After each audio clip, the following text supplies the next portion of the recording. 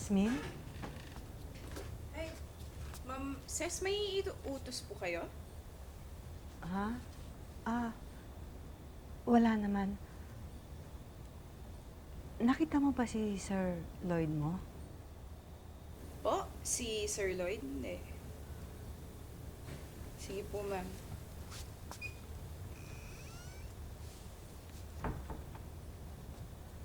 Han? Hinahanap ba ako? Dito lang sa bala ko. Kumain lang ako. Kasi nagising ako, tapos pagising ko, wala ka sa tabi ko. Wala ako sa tabi mo, na-miss mo na ako kagad, ha? Halika na. Tayo sa kwarto. Halika na. Ikaw talaga, oh. Kung ano ang isip mo? Ikaw ang pinakamagandang kasambahay. Nakita ko. Hindi, totoo. Ba naman? Hindi pwedeng walang mangyayari sa atin. Tama yan. Eh?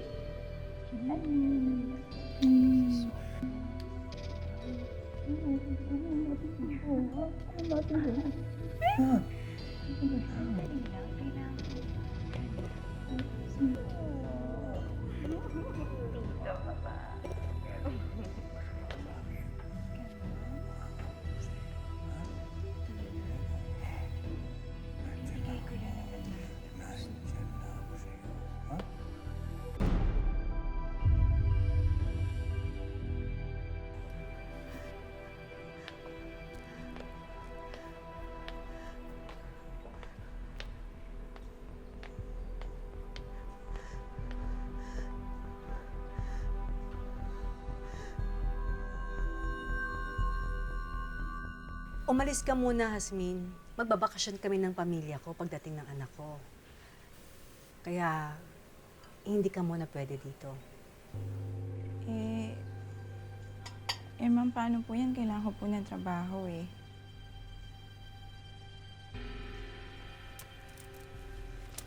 Pera kailangan mo. Umalis ka na.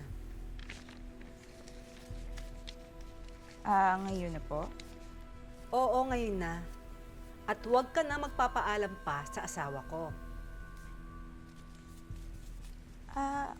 Kung pwede po, dagdagan niyo naman po ng konti.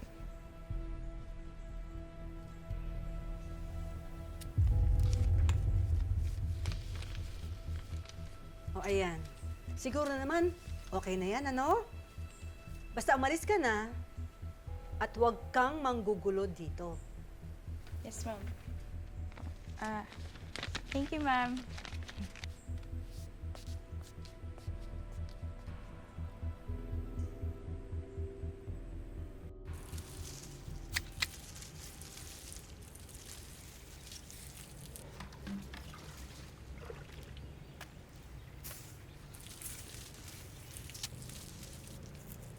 Han? Maugas naman, oh.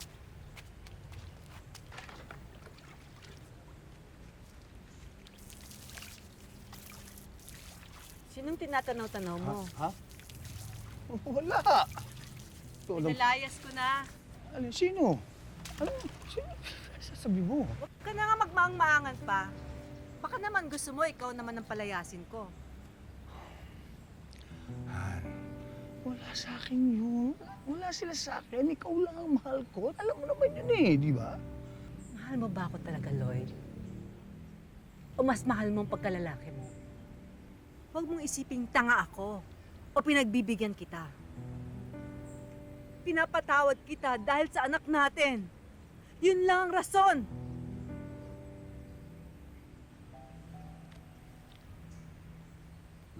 Sige na, magbihis ka na at magsusundo pa tayo sa airport.